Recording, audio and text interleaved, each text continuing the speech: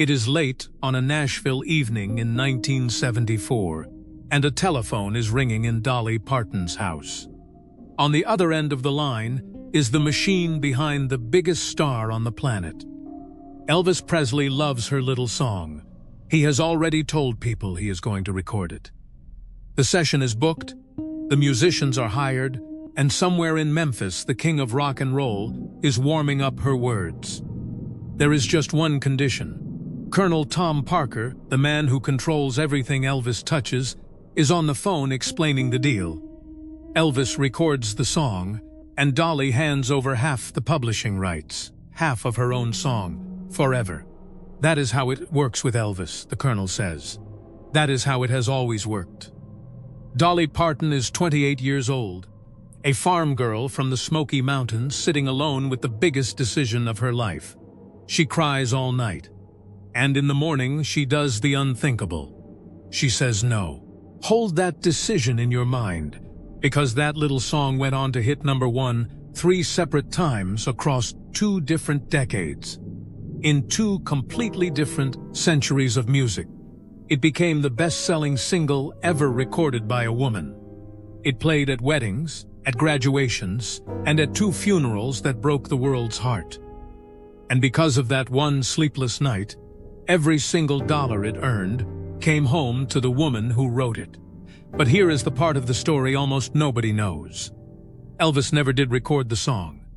And yet, years later, Dolly learned that he sang it anyway. Once, with no cameras and no microphones, in the very last place on earth you would ever expect. We will get there. I promise. First, you have to understand what this song actually is, because almost everyone gets it wrong. It is not a song written for a lover. It is not a song written for a husband. It is not a song written for a movie. It is a resignation letter, written by a woman who had to escape the man who made her famous, and who chose to leave him with a blessing instead of a war. The song is "I Will Always Love You." The writer is Dolly Parton. And this is the true story of the sweetest goodbye ever put on tape. To understand why this song exists, you have to go back to 1967, when a 21-year-old Dolly Parton got the biggest break of her life and walked straight into a trap. Porter Wagoner ran the most popular syndicated country music show in America. Millions of viewers, rhinestone suits that glittered like chandeliers, a blonde pompadour you could see from the back row. When Porter hired the unknown Dolly to replace his beloved singing partner Norma Jean, the audience hated her for it.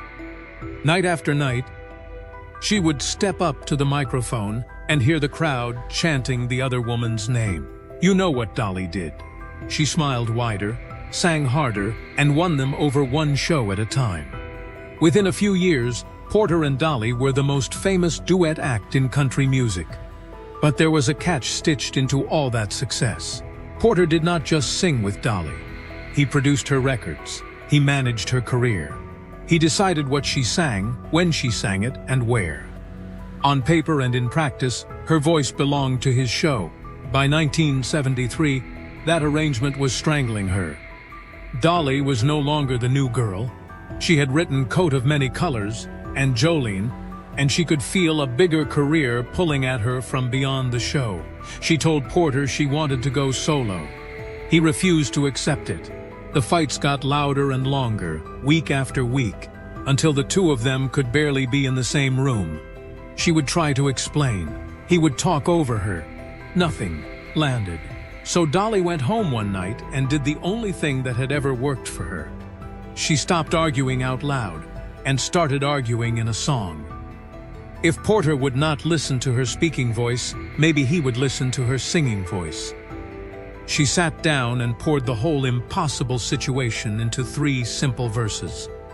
I am leaving, you are not to blame, and I will love you for the rest of my life anyway.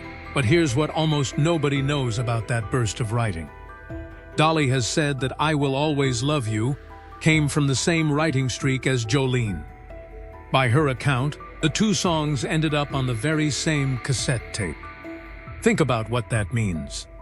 Quite possibly in a single stretch of days, one woman with a spiral notebook wrote both one of the most covered heartbreak songs in history and the best-selling single a woman has ever recorded.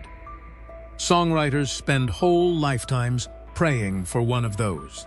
The next morning, Dolly walked into Porter's office and told him she had something he needed to hear.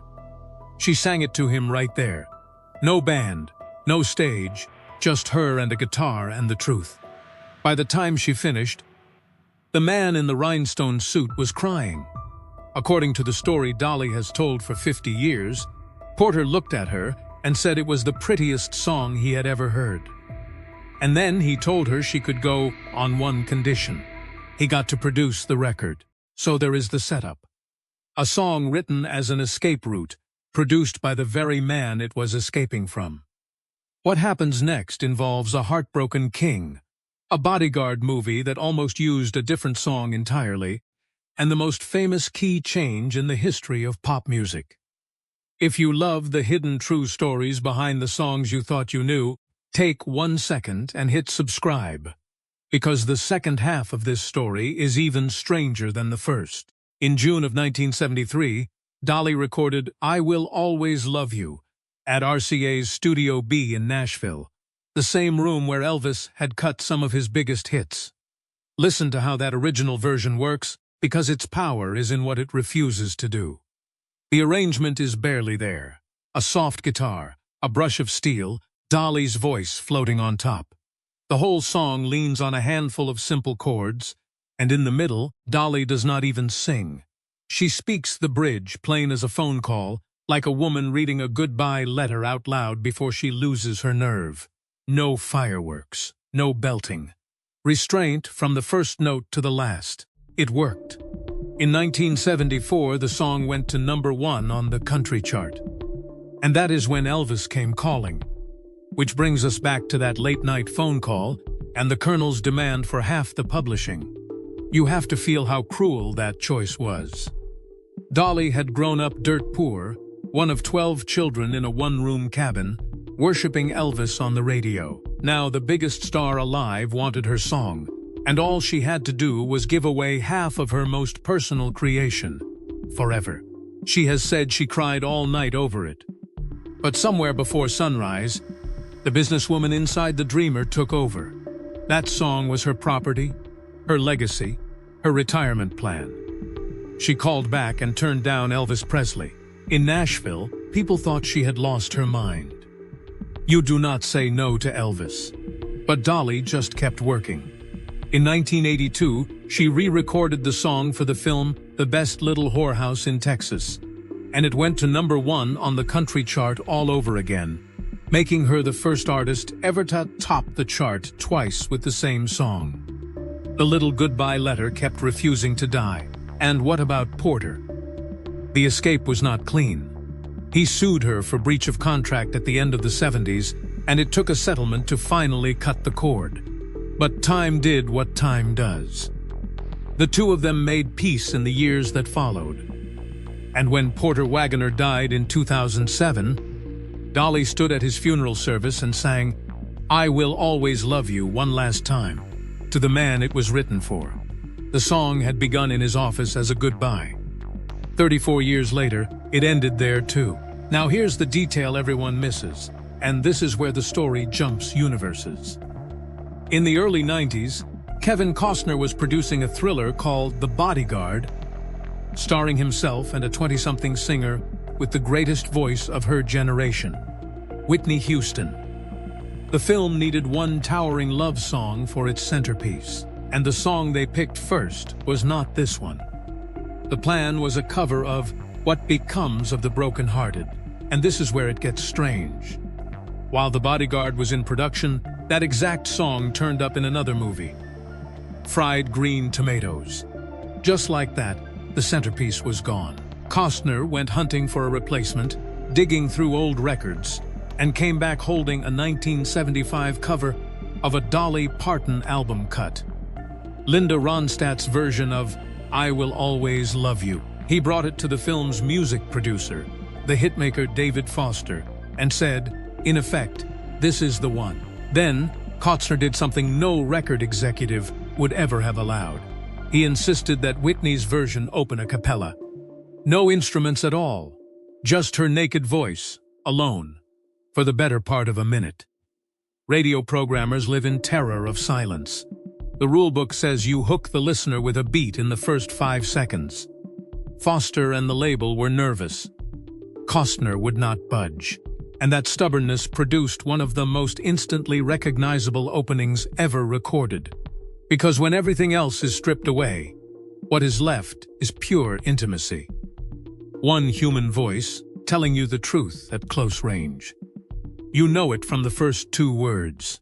The rest of the record was built like a slow-motion avalanche. Foster's arrangement holds Whitney back, and holds her back, and holds her back. Through the quiet verses, through Kirk Whalum's aching saxophone solo. And then comes the moment. Everything stops. One beat of dead silence. A single crack of the drums. And the whole song lifts upward into a new key as Whitney detonates the final chorus. Musicians call it a modulation. Everyone else calls it the chills. It is probably the most famous key change in pop history, and it works because of everything that was withheld before it. 2.5 minutes of restraint spent all at once. The Bodyguard soundtrack arrived in November 1992, and Whitney's I Will Always Love You did not just succeed. It rewrote the record books. 14 straight weeks at #1 on the Billboard Hot 100, the longest run any single had ever managed up to that point. Around 20 million copies sold worldwide. The Grammy for Record of the Year. A country waltz written to escape a variety show had become, in Whitney's hands, the biggest single ever recorded by a woman. Dolly has told the story of the first time she heard it. She was driving in Los Angeles, flipped on the radio, and caught that a cappella opening without knowing what it was. By her account, when she realized what she was hearing, she nearly wrecked the car and had to pull over to take it in. Her little song, the one she had sung to Porter in an office, the one she had refused to hand to Elvis, was coming out of the radio, wearing the most powerful voice on the planet. And now the sleepless night of 1974 pays off. Because Dolly had refused the Colonel, she still owned every word and every note. When Whitney's version conquered the world, the songwriting royalties, reportedly somewhere in the neighborhood of $10 million, flowed straight back to the woman in Tennessee. Dolly has joked that she could have bought Graceland with what the song earned her. And years later, she revealed something quieter. She took part of that Whitney money and invested it in a property in a historically black neighborhood of Nashville, saying she wanted the fruit of Whitney's voice to give something back to Whitney's community. The no that broke her heart became the yes that built all of it. Then came February of 2012. Whitney Houston died in Los Angeles at just 48 years old, on the eve of the Grammy Awards. Within days, I Will Always Love You was back on the charts, sung through tears at vigils and tributes around the world. At her funeral in the New Jersey church, where she first sang gospel as a little girl, the original recording played as her casket was carried out, that a cappella voice, filling the room one last time, singing a song about saying goodbye. Dolly's public farewell was as simple as it was devastating. Whitney, she said, I will always love you, which leaves only one loose thread, the king. Elvis never recorded the song. The Colonel's Price had made sure of that. But years afterward, Priscilla Presley told Dolly a story, and Dolly has repeated it ever since because it means more to her than any royalty check. On the day their divorce became final in 1973. As Elvis and Priscilla walked out of the courthouse, Elvis turned to the woman he was losing and softly sang, I Will Always Love You, to her on the steps. No stage, no tape rolling, just a man using Dolly's goodbye to say his own. He never got to sell it, but he understood it perfectly. Maybe that is the real secret of this song. It survives every voice and every era because it names a feeling almost nobody admits out loud. That you can love someone completely and still have to leave them. Not every goodbye is a betrayal. Some goodbyes are the most loving thing two people can do. You have felt that, or you will, walking away from a person, a home, a chapter of your life that shaped you. And when it happens, this song is already there, holding the door open with both hands. So here are 3 things to take with you. 1. The fact. Dolly Parton said no to Elvis Presley, rather than give up half of one small song. That song then went to number 1 3 times across 2 decades, became the best-selling single by a woman in history, and paid for its own miracle, because she kept every word of it. 2. The craft lesson. From Dolly's spoken bridge to Whitney's a cappella opening to that single drum crack before the final key change, this song wins by holding back. Restraint is not the absence of power. Restraint is how power is stored. And 3. The one that stays with you. This is a goodbye song that never actually leaves. Porter heard it in his office and at his funeral. Elvis sang it on the courthouse steps. Whitney opened her greatest triumph with it, and the world played it as she was carried home. Every person who has ever loved it was saying goodbye to someone. And every time, the song answered the same way, with love and nothing else. So tell me, when you hear those first 4 words, whose voice is in your head, Dolly's or Whitney's? And who were you thinking of? Drop it in the comments. I read every single one. And if this story changed the way you hear, I will always love you. Hit subscribe and turn on notifications, because there is a new hidden story behind a song you love every week. Thank you for listening, and whoever you are missing tonight, sing it to them once, wherever they are.